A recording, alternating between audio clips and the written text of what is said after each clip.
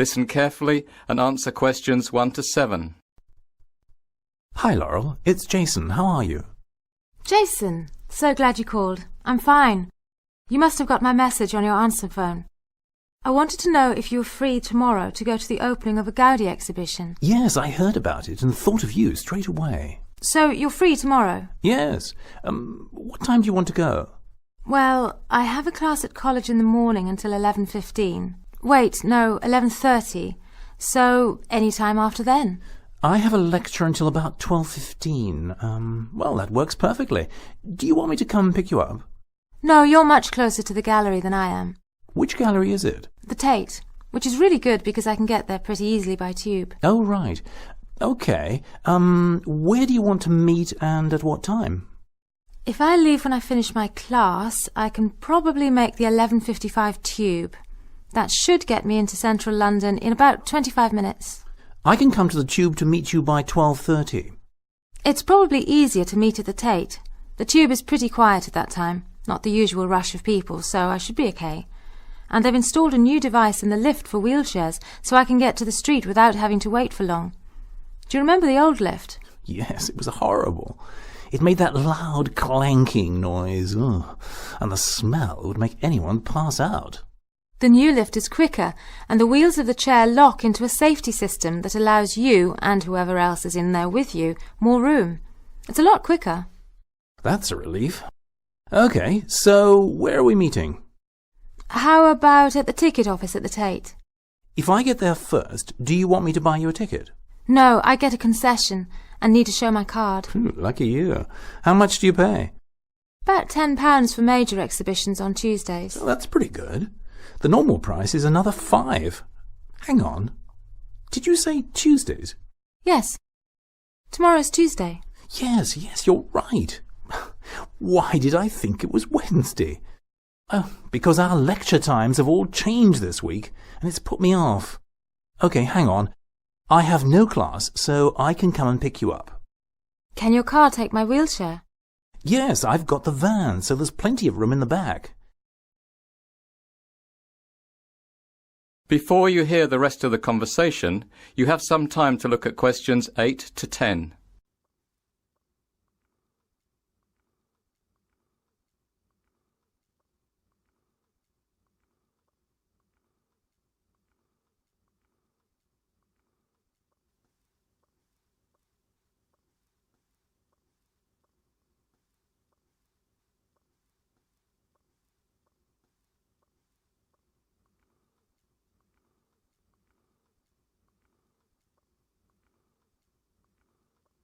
Now listen and answer questions 8 to 10. What's your address? It's flat 6, 83 Alexandra Avenue, West Hampstead. Let me write this down. Flat 6... Yes, that's 83 Alexandra Avenue. Alexandra Avenue? Yes, West Hampstead. Got it. Okay, I'll be there at 12:30. Will you be home by then? Sure will. Thanks, Jason. See you tomorrow. Okay, bye. That is the end of section 1. You now have half a minute to check your answers.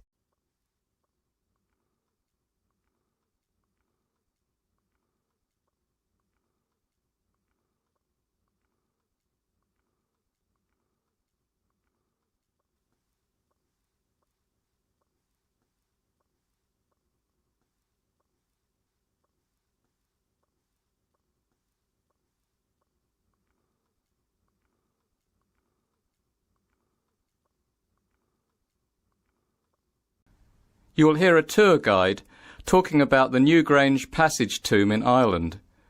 First, you have some time to look at questions 11 to 16.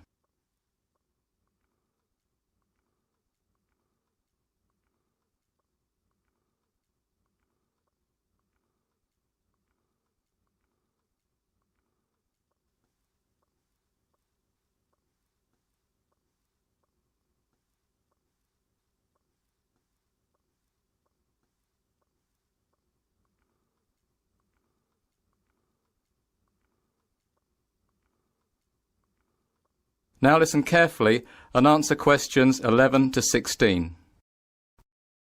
Good morning and welcome to the Bruna Boyne Visitor Centre. Newgrange is one of the finest examples, not only in Ireland but in Western Europe, of the type of structure known as a passage tomb. It was probably built about 3000 BC. That makes it around 500 years older than the pyramids in Giza in Egypt and 1,000 years older than Stonehenge in England. Before we start our tour, let me tell you a little bit about what you'll be seeing. Newgrange consists of a long, narrow passage and chamber which, if we imagine looking down on it from above, would have the shape of a cross. In the two rooms of the chamber forming the arms of the cross, you will see large stone basins, which are a feature of many Paleolithic Irish tombs, though researchers can only guess about what their purpose would have been. Outside of the tomb, in front of the entrance to the passage, sits the large carved entrance stone, which I'm sure you've all seen pictures of in magazines or textbooks. After all, this stone is about the most famous example in the entire repertory of Paleolithic rock art. The spirals and zigzag lines covering it are strikingly beautiful. Some of the large curbstones lining the inside of the passage are also decorated, although they're not as famous. An 11-metre-high circular mound made of stone covers the tomb, making it appear even larger and more imposing than it is, especially from a distance. The final thing I want to mention before we set off is the light box, which is an opening that you will see in the roof of the passage above the entrance, which allows the light of the sun to enter and illuminate the tomb at sunrise on the day of the winter solstice.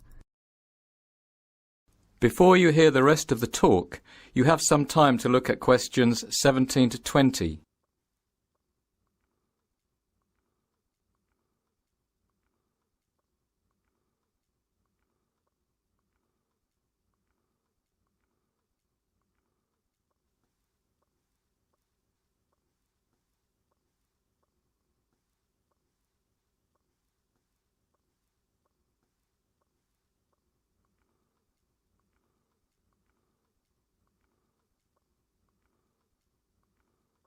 Now listen and answer questions 17 to 20.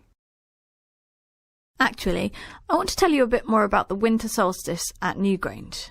The alignment of the tomb to the winter solstice sunrise is without a doubt one of the most amazing features of Newgrange, and has led researchers to speculate that the site may not have been only a place of burial, but may have had broader cultural importance as a place of spiritual or scientific significance. Indeed, to witness the winter solstice sunrise illuminate the tomb is breathtaking, and still has a deep resonance with people today. The general public are welcome to gather at Newgrange for the sunrise on the mornings around the solstice, but access to the chamber itself is limited on the solstice morning, and is decided in advance by the lottery. It's proved to be extremely popular. Last year there were 25,349 entries for the solstice lottery's 50 places. But don't despair. In recent years, the event has been transmitted live by the Office of Public Works to hundreds of thousands of people around the world via internet and television stations. This year's draw will take place on September 30th, and the winning applicants will be notified by mid-October. To assure that everything is fair and square, children from 3 local schools will choose the winning applicants. 50 names will be drawn, and each of the lucky winners can bring a guest. But of course, 100 people won't fit in the tomb. We have room for 10 lottery winners and their guests in the chamber on each of the 5 mornings around the winter solstice. If you're interested in signing up, you can do so at the information desk on your way out. That is the end of section 2. You now have half a minute to check your answers.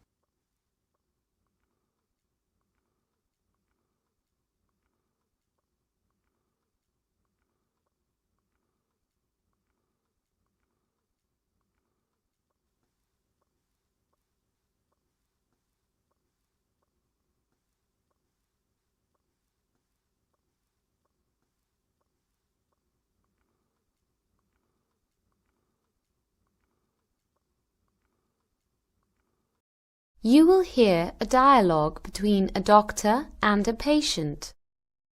First, you have some time to look at questions 21 to 24.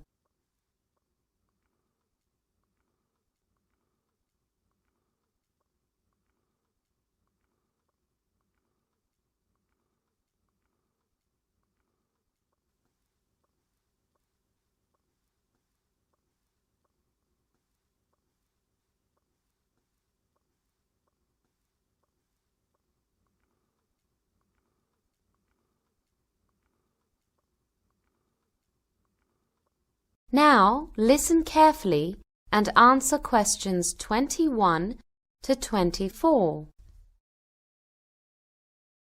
Hello, Dr. Smith. Can I come in? Yes, please, sit down. I won't be a minute. Thank you. You would be Mr. Garrison? Yes, Peter Garrison. Okay, what seems to be the problem, Mr. Garrison? I've been having some pains in my stomach and it's been bothering me for nearly 2 weeks. Actually, 10 days to be exact. What happened at the time the pain started? I was having dinner with my family and I thought I must have eaten something that didn't sit well in my stomach. Then what did you do? I drank a glass of Alka-Seltzer to ease the pain, but it didn't work. Do you remember what it was that you ate at the time the pain started? Yes. I was eating pumpkin soup with bread, and then we had roast chicken, potatoes, some vegetables, and afterwards dessert. I think it was chocolate pudding with cream. That's quite a lot of food. Yes, well, I do like to eat. Do you do any form of exercise? No, not really. I mean, sometimes I might go for a walk. How often? Maybe once a month. And for how many hours? Oh, no, not a long walk. I might walk to the local shops instead of taking my car. How far away is the shop? About 5 minutes. By car?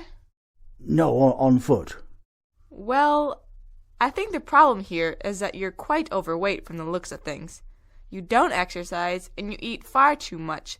So I'd say the issue you're having with your stomach is something that was inevitable. I'm going to suggest a few things, but you have to comply. Otherwise, there's no point in me going on. So, it's serious. It will be if you don't take steps to change your lifestyle. Before you hear the rest of the conversation, you have some time to look at questions 25 to 30.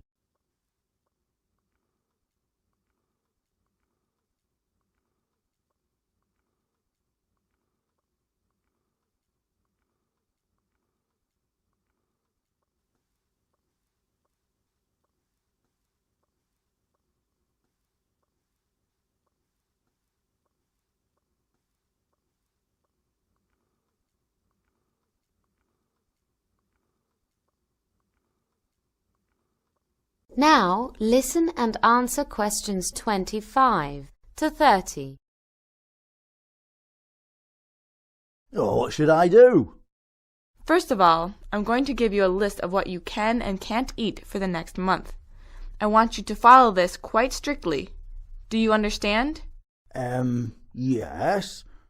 For breakfast, I want you to have a cup of hot water and lemon juice. Is that all? No, let me finish. Sorry. After 20 minutes, I want you to have a freshly squeezed juice of either fruit or vegetables. Then eat either cereal without sugar and with low-fat milk, or if you don't like cereal, then have some toast. You can use honey or jam that is organic only. But I don't want you to use any butter and no sugar or salt. For a whole month? Yes. Then, for a mid-morning snack, you can have 2 pieces of fruit. Lunch will be 2 pieces of brown organic bread with either avocado or hummus instead of butter and salad. Then in the afternoon, you can have a handful of nuts, but not too many. Okay so far? Well, it all sounds a bit hard. You know, it doesn't seem like much.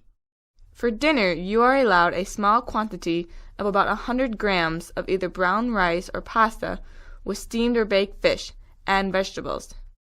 If you must have dessert, you can either have another piece of fruit or some low-fat organic yogurt. Where do I buy all this organic food?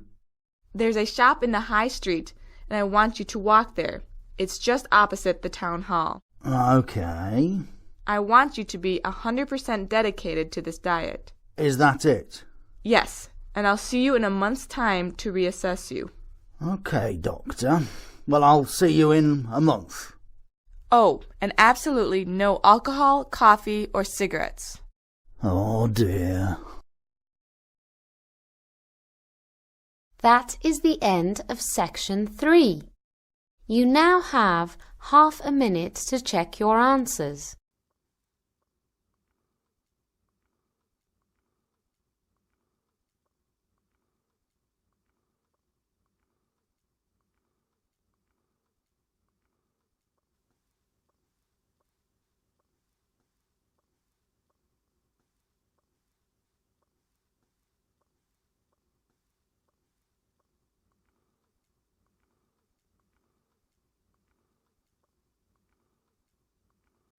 You will hear part of a lecture on photography. First you have some time to look at questions 31 to 40.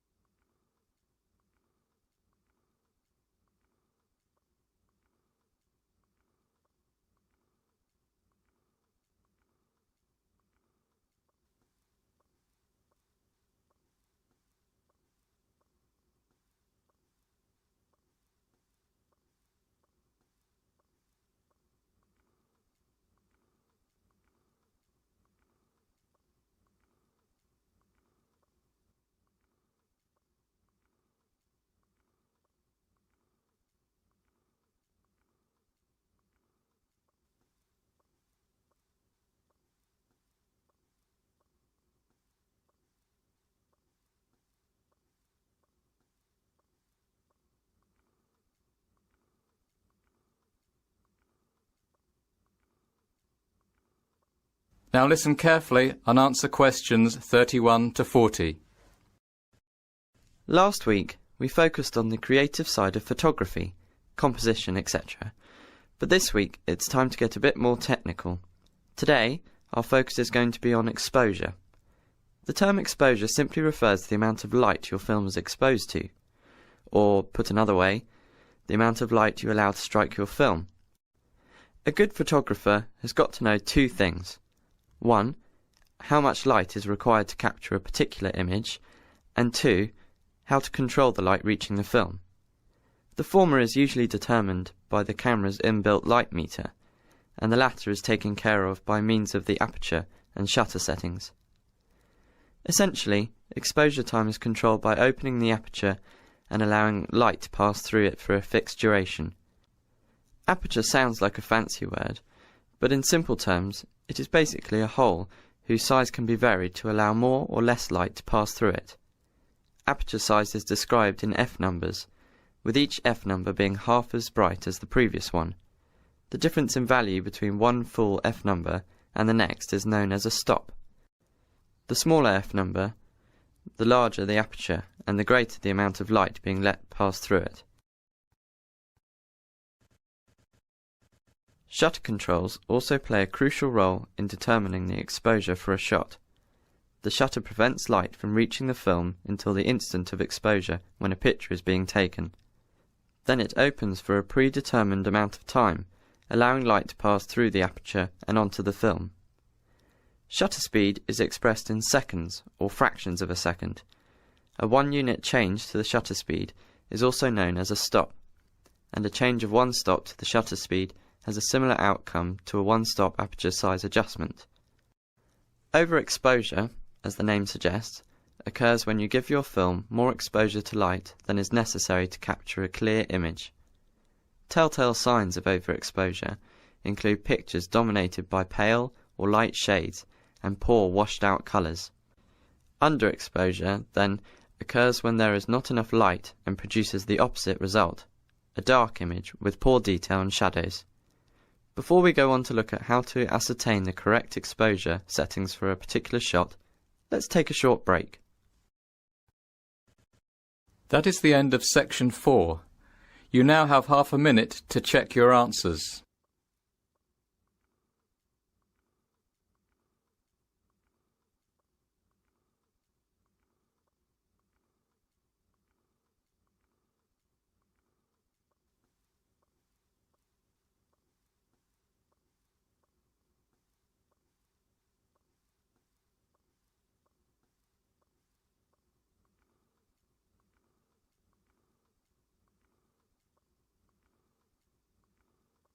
That is the end of the listening test. In the IELTS test, you would now have 10 minutes to transfer your answers to the listening answer sheet.